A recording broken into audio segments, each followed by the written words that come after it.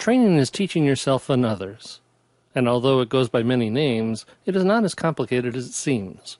There are only 3 things you can train: facts, concepts, or behaviors. So decide what you're trying to communicate and then use the right tool. Facts are best when they are organized. If you are communicating concepts, illustrate them. And if you want people to perform behaviors, give them lots of practice.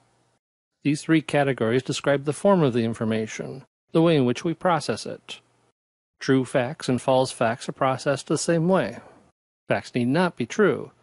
The statement, "Seattle is the capital of Washington State," is a fact, as opposed to being a concept or behavior, but is not true.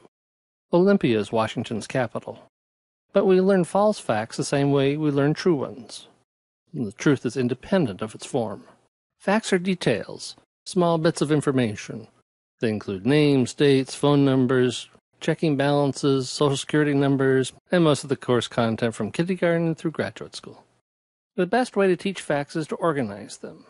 Facts work best in context. If you're studying physiology, you'd have a lot of facts to handle. To remember the 12 cranial nerves, you might use the mnemonic, "On old Olympus, towering top of Finn and German, viewed some hops." The organization helps you remember olfactory, optic, etc.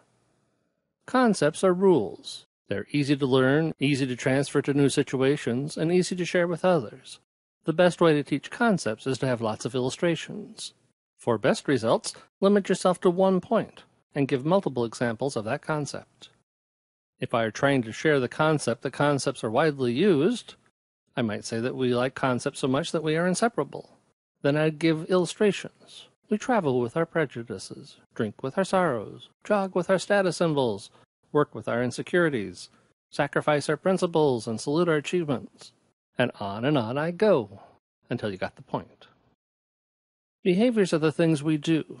They're usually verbs, or at least can be logically changed into verbs. An airplane is a thing, but airplaning, whatever that may be, is an action, a behavior. Playing the piano, writing poems, and running cross-country are all examples of behaviors. So are listening, sharing, praying, and bicycling. If it requires practice, it is a behavior. The best way to teach behaviors is practice. Reading about fishing is not the same as doing it.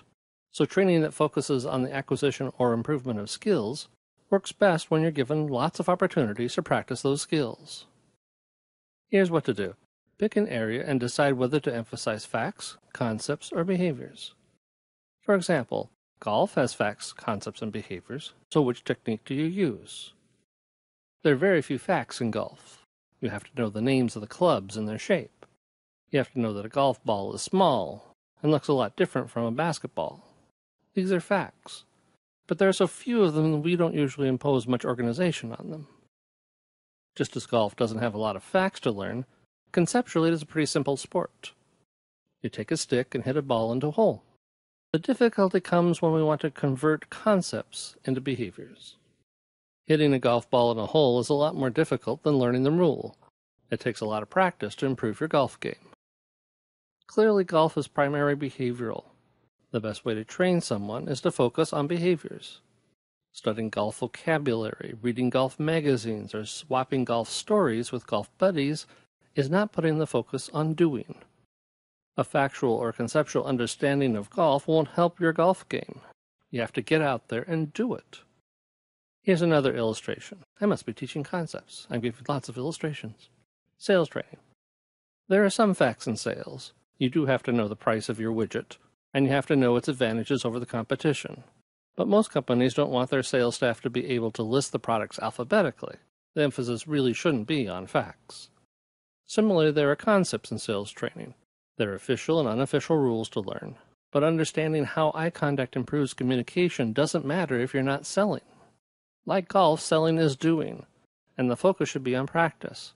Practice with feedback. Selling behaviors can improve by videotaping your sales pitch, getting feedback from more experienced practitioners, and practicing in a mirror. But the primary component of sales training should be doing it. Training is simple. You're either focusing on facts, concepts, or behaviors. If your training emphasizes facts, organize them. If you are communicating concepts, illustrate them. And if you want people to perform behaviors, give them lots of practice.